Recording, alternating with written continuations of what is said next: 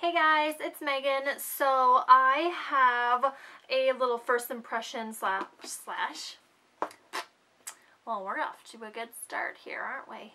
Hey guys, so I have a quick first impression demo today for you. It's of the Rimmel Stay Matte Foundation. It's their Liquid Mousse foundation, and I actually got this in my Influencer Vox box. And really quickly, for those of you who don't know what Influencer is, it's basically a website you can go and sign up, and you can be selected to review certain products from different companies, basically as a form of advertisement for them. So I was sent this to review, and I didn't have to make this video. They don't tell me, you know, please say something good. Like, it's nothing like that, nor would I ever do that. So just a little disclaimer for those of you who are wondering. I like matte finishes sometimes, but I'm not oily. I have very dry skin, so it's not really something I'm very worried about. Do you know what I'm saying? But, you know, I thought I would try it out for you guys because I have been surprised by some foundations meant for oily skin and how they feel on my dry skin. Do you know what I'm saying? So I kind of wanted to see what this one was like. And on the back it says it's a feather light liquid mousse that blends flawlessly for natural looking all day shine control. Silky smooth formula leaves a perfectly matte, baby soft finish, lightweight texture, and won't feel heavy or greasy. So that seems like it would be nice, right? They sent me the color in 300 Sand, and I can already tell you that it's going to be too dark. Their shade selection isn't very high. They only have 5 shades, so that's not a plus. Maybe they are a little bit more on the neutral side, I was thinking, so that might have been okay if you're not super warm or super pink. And at least for this color, it does seem like it's only slightly warm, but I don't really know because I haven't used it yet. So we're gonna try it. Maybe I'll have to put foundation on my whole body in order to wear it, but let's see. I just chose to use my beauty blender just because, I don't know, I just thought it would work well with this foundation. So I am just going to put a little bit on the back of my hand.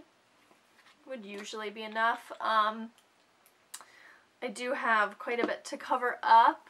I had like the worst allergic reaction to something, and I just broke out all over my face. So it's finally going away a little bit, but these like dots here were so dark. It was horrible.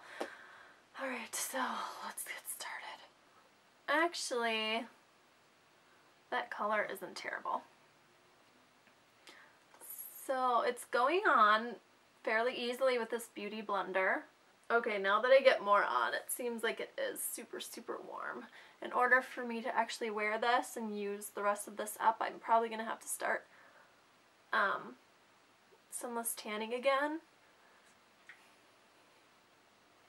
Because it blends in okay with like my chest and my shoulders, but my neck is really pale, so it's kind of annoying that I would have to apply this all over my neck.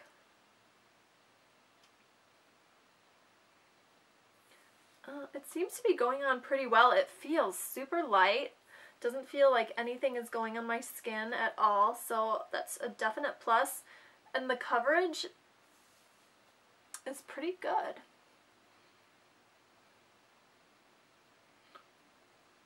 There's still some of these really red blemishes coming through,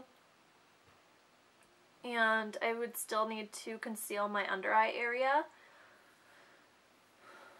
But I would say pretty, you know, medium coverage. And I don't know if it'll be buildable, but this is just the first layer, so we will see. Okay, just to get some on my neck, I'm just going to use what's left over on my fingers. Alright, so that is layer 1, and it looks pretty good.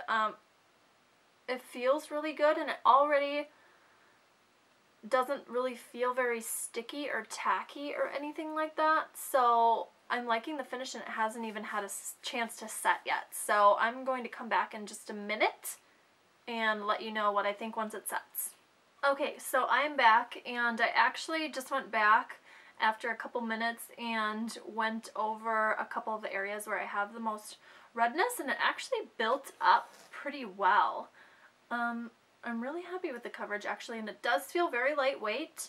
I don't really feel it at all on my face actually, and it is pretty mattifying. I wouldn't say I'm super matte because I can still see, and it might just be because of these bright lights on me, but I can still see like a little bit of shine up here, and it has dried. I like that because my skin is dry and I do prefer more of like a satin finish, but if you are looking for something that's super mattifying, I don't think this would be what you want, because as you can see, I'm not completely matte. I just really notice it down here and around like this area for sure. And it also said that it has the ability to minimize the look of pores, and I wouldn't say that it minimizes the look of pores, but compared to some foundations, it isn't like really settling in anything, at least not yet. I just have such big pores, like in this area and right here in the middle of my forehead, you know, in between my eyebrows. They're large, so I can still see them. So whatever, it's not like a miracle pore reducing foundation. So just so you know, as of right now, I'm not like so excited that I feel the need to go run to Walgreens and buy this in my color, but I do kind of like it, and depending on how it wears throughout the day, that might kind of sway my decision. So I'm not going to film that just because it is nighttime and I probably only plan on wearing this for 2 to 3 hours. But I will post anything in the description bar of my final thoughts as for how it wears if you're interested in that. But keep in mind that my skin is dry, so things don't tend to break down as easily as they do on some other more oily skin types. Alright guys, so that is it for my first impression of this foundation. Let me know if you have any questions, and thumbs up this video if you like first impression videos. Thank you guys, bye!